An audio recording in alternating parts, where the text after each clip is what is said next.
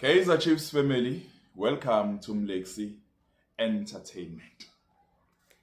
Ngiyathemba ni right bafowethu, ngimnandi mina ngapha.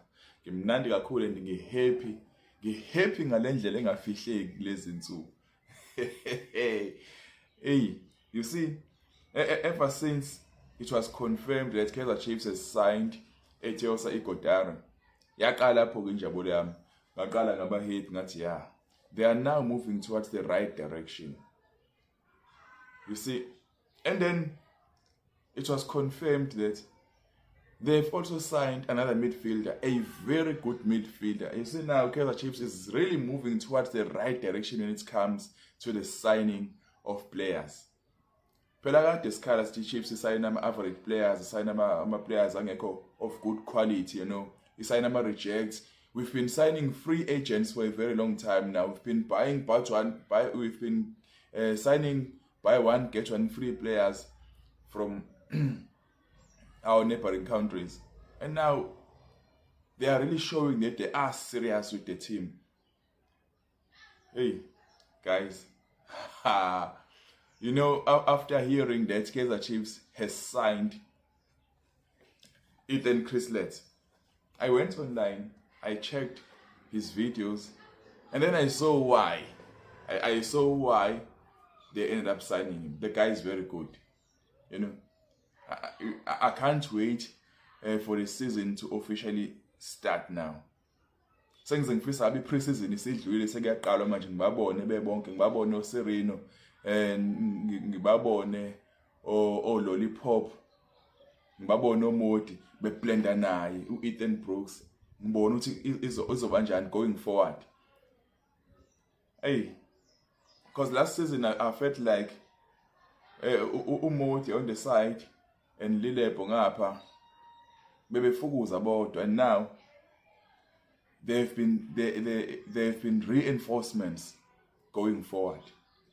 Nabo Thabo Cele snap and they are going smart exciting kwabo this time around. Buka nje Thabo Cele bamlande phesheya bamletha la. He's not a foreigner, he's a South African. Naye futhi Ethan Crislet is also a South African born in Durban, but he was playing overseas.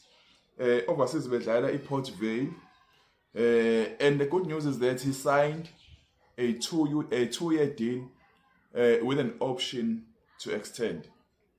Izimnandi kulezi ndaba, and the guy is still very young. He's 25 years old. Okumnandi kakhulu ukuthi he's a South African. So i-foreign sport ayimosheki. Sisengabasayini abadlali from other countries who are foreigners, because i-foreign sport iyavuleka njengamanje, and abayimosha abafake nombani benza sure they are taking calculated risks. Well, I was willing benginaso futhi isifiso of seeing Kaizer Chiefs signing uSipho Mbule naye ebe khona phakathi midfield, sibe nama options amaningi, because on the next season we are going to play CAF Confed. We must have a competing squad. Ngempela guys, kumele sibe nama options. Kungenzeki lokho kwenzeke last season. So if a player gets injured, there must be another good player who will replace him. Kungenzeki lokho kubuhlungu esikubone kwenzeka last time. If a player gets injured, manje sekumele sipatanise sizama umdlalo kuleya position sizombeka ngapha. Bese kubona kwenzeka ngabo Dove nabo Cross bathola ama red card, nangu Dove semela manje abe left back, aphinde sibe simazi futhi eyi center back. Yabona ugcina ungasazi umdlalo ubhilo ngapha. It also confuses the players ukuthi simdlalele akasazazi ukuphi. Look at nabo Dupreez. Dupreez ubungasaqondi manje kwi Chiefs ukuthi is Dupreez a striker or a winger? Ulapha ya. The same happens nangabo futhi Augustin Sereni. Umbone sidini, umbone center, umbone yonke indawo. But masazi ukuthi we have good players in all positions, we will have a competing squad. We can even challenge for the league. Yes, I do understand Mamelodi Sundowns has a very good squad depth, but uma nathi soba nama good players and then ucoach instille i-confidence kama players esinabo, we can get another cup or two on the coming season. Singaba happy again as Kaizer Chiefs fans Mina I'm already happy and ngiyabona ukuthi they are going towards the right direction njengamanje. And yabona bahlakaniphe ngalendlela ukuthi balanda ama players asa South Africa kodwa futhi akamanye amazwe. Nangu uMihlali Mayambela umhleli Mayambela. Buka naye. Nabo ucele. Nabo Eden Chrislet. Ha. Glory days are coming back Naturena. Glory days are coming back to Naturena. Hayi mina sengiyaqala manje ngiyasho ngithi ayiqala isizini manje I can't wait ngoba ngiyabona ngathi kuzoba mnandi kakhulu on the upcoming season. Kuzoba mnandi kakhulu 2025-2026 season. Hayi Chiefs izobe iphethe ibhola elimnandi ngokubona kwami. Izobe iphethe ibhola elimnandi. Naba nabafana abancane who have been promoted from development to the senior team. Nabo bazofika befica i-team inabadlali abasezingeni bengaphoswa under the bus kuthiwa abadlali abafana bengababoni laba abadala bedlala into engcono bona. Which is why manje ngine confidence ukuthi yabona i-Chiefs izodlala ibhola elingcono kuloko ngoba kunabadlali abathengiwe manje who are of good quality. Buka nje, right back, left back, we are sorted. In the middle, we are sorted. One striker has signed and now we are awaiting many more. Yabona masingathola at least one more good striker. Aye. Good things are coming, Kaizer Chiefs family. Good things are coming our way.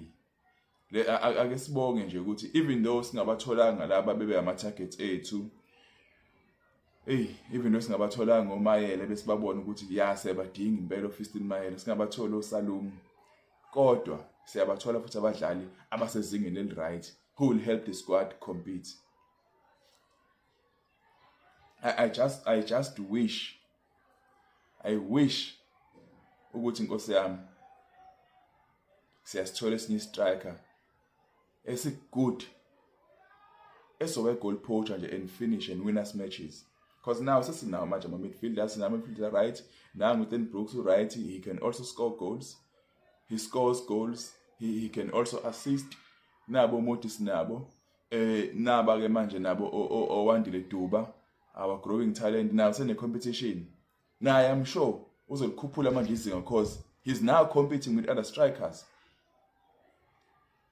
Aye guys, I'm more than happy. Akukuningi nje benginakho namhlanje, bekukujabula nje and to appreciate the Mutaung family for doing good for the team. Kaizer Chiefs family, thank you very much for your time. So phinde sihlangane khona la. Khosi Nation.